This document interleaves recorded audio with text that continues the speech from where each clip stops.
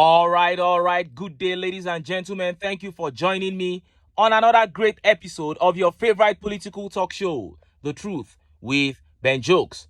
Now, it is May 29th, and exactly 1 year ago, TINUBU was sworn in. And for poor and average Nigerians who form over 90% of the population, it's been the worst time of their lives. Yesterday, Premium Times reported that at least 4,500 Nigerians were killed in the last 1 year and 7,000 were kidnapped. What a disaster. And that's just for insecurity. In the area of the economy, inflation is at an all-time high, about 34% from the 22% that it was just about 12 months ago. The removal of subsidy on education has seen many people drop out of school. UNESCO puts the number of out-of-school children in Nigeria at 18 million. That was last year. I can't wait to hear what the figure will be by the end of this year. And another eyesore has been the disgraceful manner in which the spokespersons of this government have conducted themselves. The likes of BAYO, ONONUGA, AJURI, and Gilale have become bigger peddlers of lies than the almighty Lai Mohammed himself. On many occasions, they came out to lie about foreign investors agreeing to invest in Nigeria, and the foreign investors came out to debunk the claims. Ngilali claimed the ban on Nigeria by UAE had been lifted, and the government of UAE came out to say the ban was not lifted. And this time around, disagreement has broken out between the presidency in Ngilali and BAYO ONONUGA. They are now countering the lies of one another publicly in the media. Before I show you how the presidency shut BAYO ONONUGA up and how Nigerians reacted, let me quickly show you another disgraceful event. Just few days ago, a court in Kano State declared that Sanusi Lamido Sanusi, the newly reinstated Emir of Kano, is the rightful Emir of Kano and that nobody should disturb him. But few hours ago, a federal high court in the same Kano has countered the verdict of the other court, saying that Ado Bayero is the rightful king and that Sanusi should leave the palace. Can you see that the Nigerian judiciary is a total disgrace? Look at how the papers reported it. Federal High Court orders eviction of newly reinstated Emir of Kano Sanusi from palace. A federal high court sitting in Kano has ordered that Muhammadu Sanusi II, who was recently reinstated as the Emir of Kano, should be evicted from the palace. Reporters reported on Monday that a high court in Kano had granted an order restraining the newly sacked Emir of Kano, Aminu Ado Bayero, and 4 others from parading themselves as monarchs in the state. The order, which was granted after an ex parte motion was heard by the court, mandated all the dethroned emirs from acting in their official capacity and asked them to immediately leave their palaces. The court also compelled the Nigerian police force to take over the palace of the Emir of Kano being occupied by Ado Bayero and ensure the eviction of the former Emir. However, Justice Simon A. Amobeda on Tuesday, barely 24 hours after the State High Court gave an order to evict the deposed emirs, ordered the police to ensure all rights and privileges due to the 15th Emir of Kano, Aminu Bayero, are given to him as the rightful Emir of Kano. The judge said the order was made in the interest of justice and the maintenance of peace in Kano State. The suit has been adjourned to June 4 for a hearing.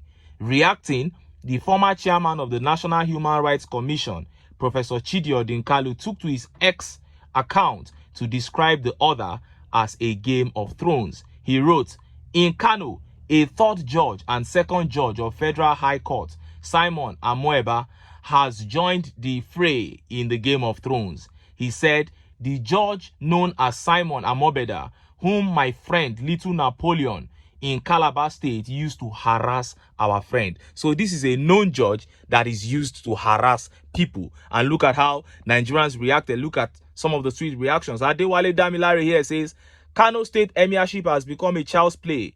It is sad to see the way politicians are playing with the throne." And this tweet by Godson says, "Look at how APC is fighting for power. waiting concern Federal High Court with chief title in a state. That is it. It is not in their jurisdiction. And this tweet here says, Nigerians have made a very big mistake for having APC to have their way into power. These people are nothing but a disgrace to democracy and to our nation. They've brought us nothing but a shame with their greed and yeye policies. The combination of TINUBU, Ganduje, and Wike is terrible. Now, let us look at that information and counter-information episode between the presidency and BAYO ONONUGA. Look at how the papers reported it. May 29, TINUBU presidency dissociates itself from aid statement, says information claiming president will address National Assembly joint session is false. The presidency has dissociated itself from a statement earlier issued by the special advisor to TINUBU on informative and strategy, Mr. BAYO ONONUGA, saying Bola TINUBU will address a joint session of the National Assembly on Wednesday.